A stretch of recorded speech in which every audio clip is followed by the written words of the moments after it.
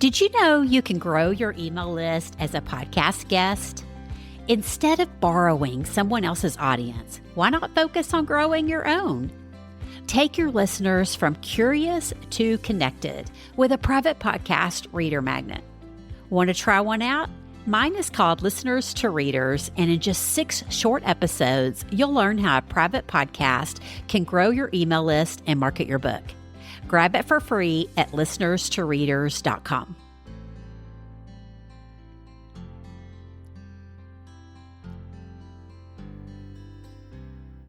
So how can you best plan and measure your book marketing efforts? That's what we're answering today with my guest, Susan Neal. Susan is the author of 8 books, including her recent release, How to Sell 1,000 Books a Month. She's also CEO of Christian Indie Publishing Association, which offers a slew of resources to help you when you first start writing your book all the way through publishing and marketing it. I couldn't wait to talk to Susan about how she balances marketing with writing, how to create a monthly marketing plan that matches your personality, and how she measures the success of podcast tours to market her books. You're in for a treat today, so let's get to it. Welcome, Susan. I'm so excited you're here on Book Marketing Mania to serve my listeners today. Thanks. I'm excited to be here, Kim. Yeah, this is so fun to talk about your new book, How to Sell 1,000 Books a Month, which I know just from hearing that right away, everybody is like, yikes. I mean, we want to sell that many books, but it can sound like a lot of work. So when we think about marketing and selling our books, immediately as authors, I know we often think, I don't have time for this, right? I mean, I'm trying to write a book. I'm trying to write my next book. How am I going to find time to market and market it effectively? Because you give us a lot of great ideas in the book. So can you kind of talk about just how you can encourage writers to balance the two, if that's even the right word, so that they want to make time for marketing it as well? So I consider it a hat. I have a hat for writing, and I got my writing hat on, and I am not doing much marketing. But then I've got that book finished. It's sent off to the editor and, all of that's going on. Then I start putting my marketing hat on. Okay. I got a book launch coming up, so I got to get those interviews scheduled, or for an older book, get an interview scheduled for that one as well, or write a guest blog.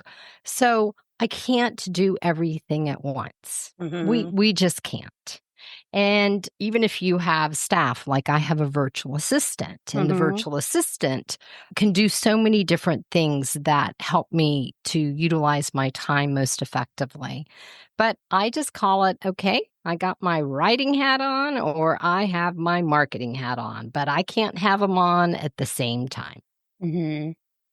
That's such a great visual, right? To think about, like, especially as we are thinking about our time, we're always like, oh, I don't have time to do this, or I don't have time to do that. But, thinking about, okay, when you're on, a specific time slot you've allotted, like that, you're just focused on that, right? Marketing or writing.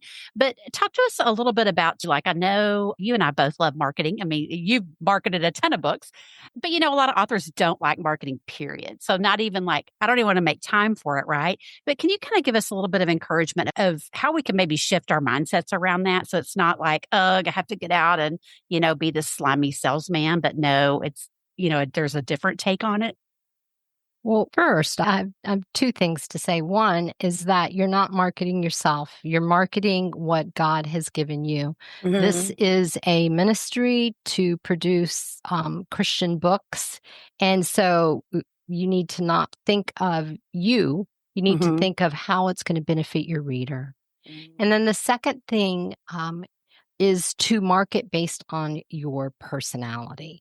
So in my book, How to Sell 1,000 Books a Month, I talk about, okay, if you're an extrovert like you and I, Kim, then we love to be on podcasts, television shows are fine, radio shows, that's all great.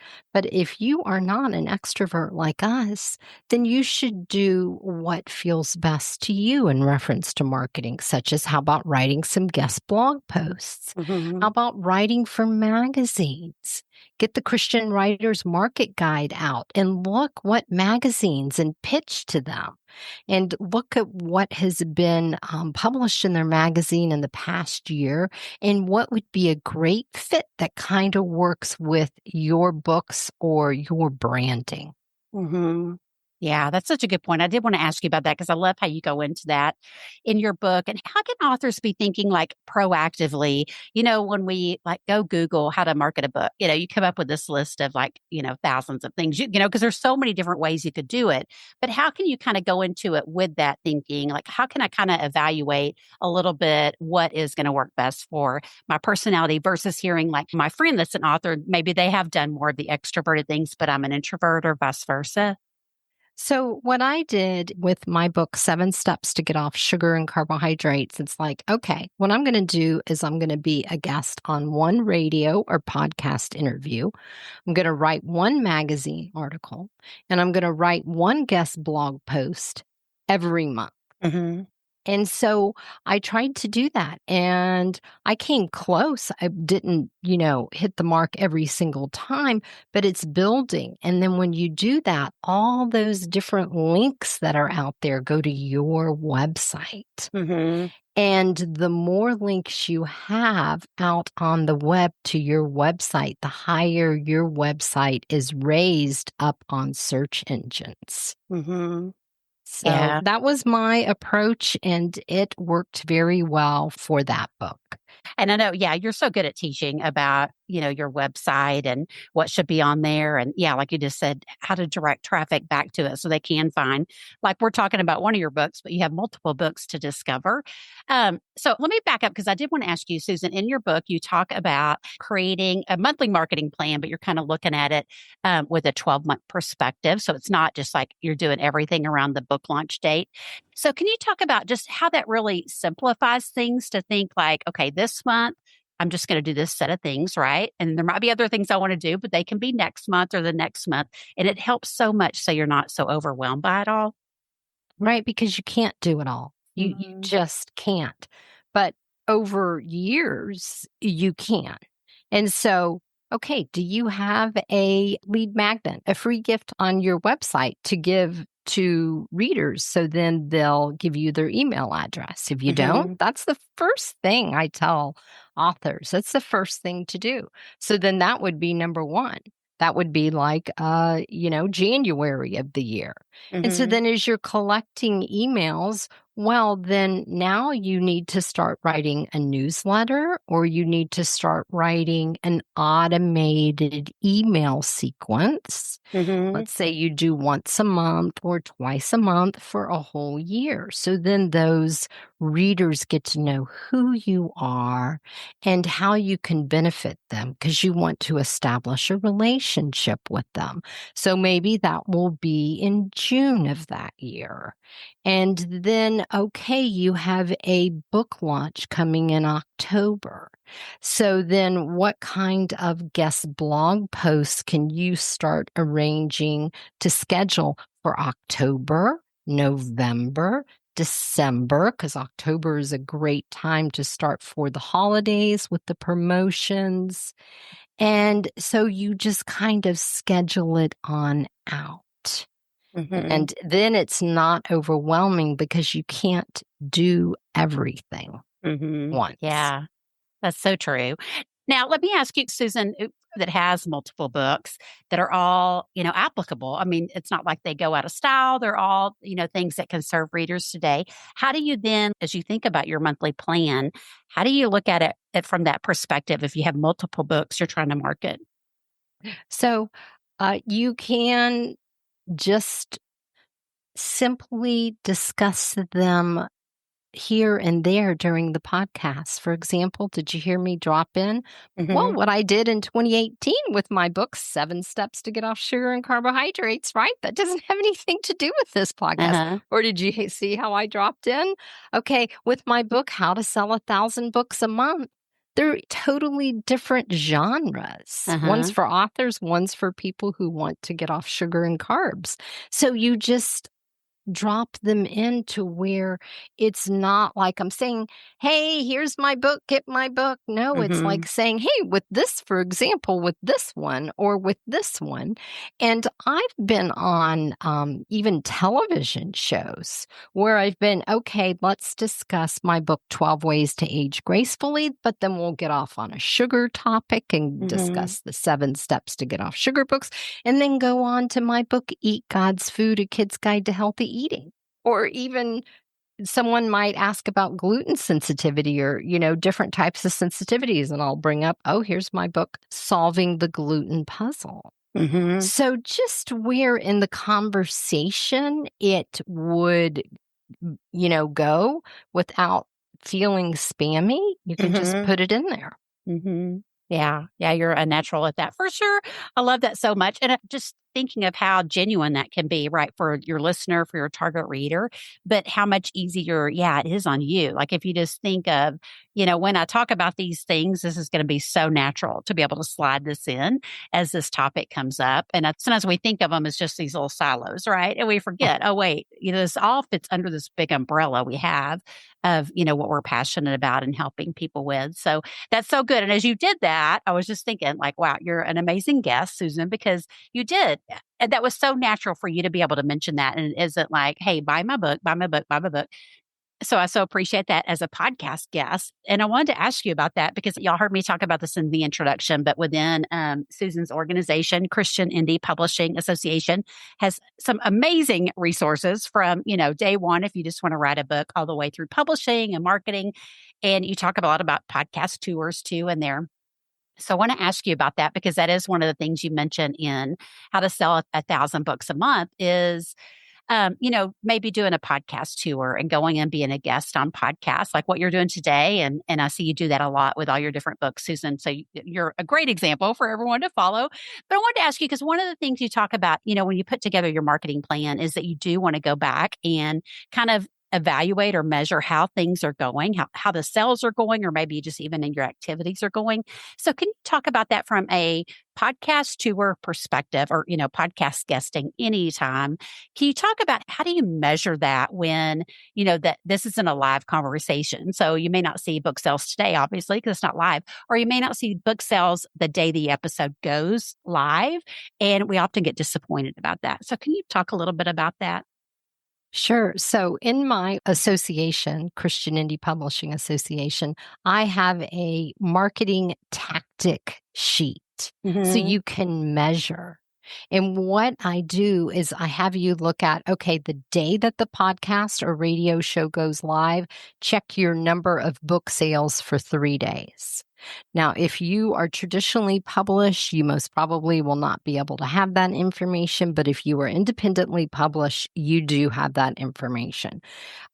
You could also, if you are traditionally published, instead of getting number of book sales, you could see what your rank is on Amazon. How did it go down? You want to get closer to 1 instead of 3 million and on an overall Amazon rank.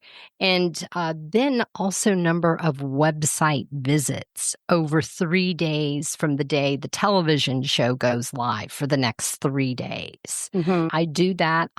In 2020, I did a podcast tour and I was on 30 podcasts in 8 months and sold 7,000 books. Wow.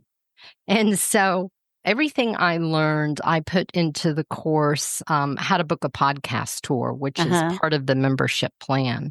And so in there, I go over and show you that marketing tactic sheet and give you all the tips that I learned.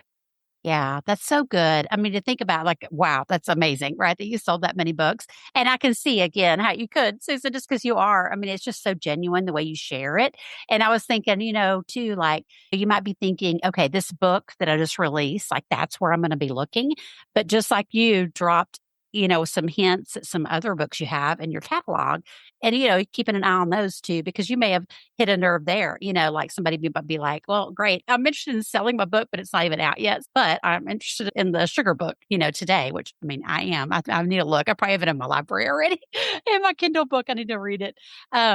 But I love that, and I was thinking about podcast guesting too with this is, like just how we need to do our first things first.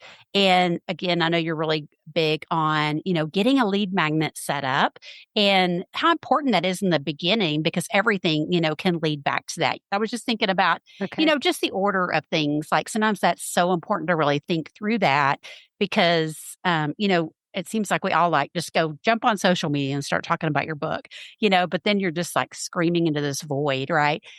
Which may work, may not work, but it's like if you at least have something set up to where they can connect with you, then it might be more beneficial. You may not see book sales, but you might see people signing up for your email list. So again, that's what I was thinking about, like what you were saying, make sure you have kind of those foundational things set up first. And I know you talk about those in your book, but if you have anything else to say about that, I mean, I think that's so important for authors to remember. So the first two things that I tell authors that are most important is number one is having your lead magnet. Like if I had had a lead magnet, when I first did my website, instead of Mm-hmm. 2 years later, I might have 1,000 more people on my email list, Mm-hmm. Yeah. So that's so important. And then the second most important thing is getting 50 Amazon book reviews. Mm-hmm. And it took me 2 years to get 50 Amazon book reviews for 7 Steps to Get Off Sugar and Carbohydrates. But then after the 2-year mark, it was like, oh my gosh, then there's 75. And I didn't even have to solicit. Now I had to solicit those first 50. Yeah. And then there's 100. Now, let's see, 5-6 years later, there's 1,500 Amazon book reviews. That's so incredible. Wow. So I find at that 50 mark, that's something, it activates the algorithm. Plus, I'm doing podcasts and radio shows and an occasional guest blog.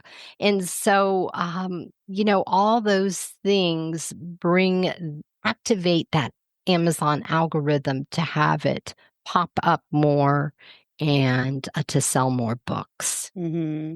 Yeah, I was just thinking about you talking about reviews I think that's so hard for authors to ask for. Like, again, I feel like, when they gather a launch team or, do whatever they want to do around the launch, like that's a big push.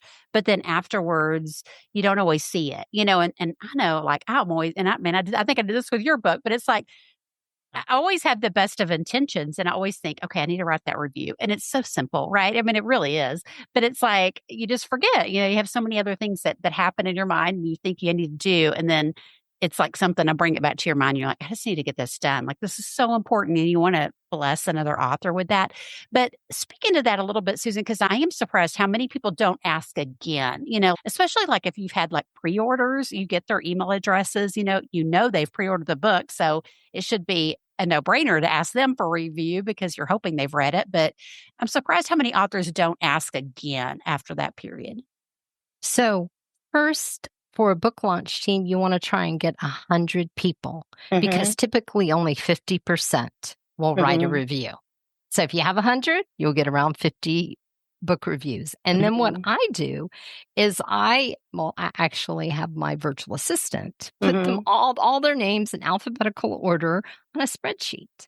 And then I also check to see if they wrote a review, or people will email back who said that they would be on my launch team and they said that they'll write a review. And then like a month or two later, I check it. And for those who have not written a review, I typically send an email that says, thanks for being on my launch team. It's been 2 months since the book released. If you could please take a few minutes to write a review here. And I send them a clean Amazon link, not a dirty one with all the little tail stuff that Amazon puts at the end that then Amazon knows that link came from me. So that's what I typically do. And I do that at like typically 1 month later, 2 months later, 3 months later, to the point that they kind of get a little sick of me. Yeah. That's great though, because again, for me personally, I would not get sick of it. I would just be like, oh yeah, I keep forgetting to do that. Like it's just, and I kind of laugh at myself, because it's like, it doesn't take that long, so just get it done. And like I said, I know it's such a blessing. So I appreciate you sharing those reminders with us. Well, this has been so good, Susan. Any last words you want to share with our listeners, or just share about maybe the association, how they can get connected with you and learn all the good stuff in there? Okay, first, this is a journey and it's a divine inspired journey. So try and enjoy it. Personally, I had to get over the fact that, okay, this is not about me. This is Hmm. not marketing me. This is about spreading the kingdom of God, furthering that, and helping the reader. That's what this is about. It's not about me. So I had to remove myself from the equation.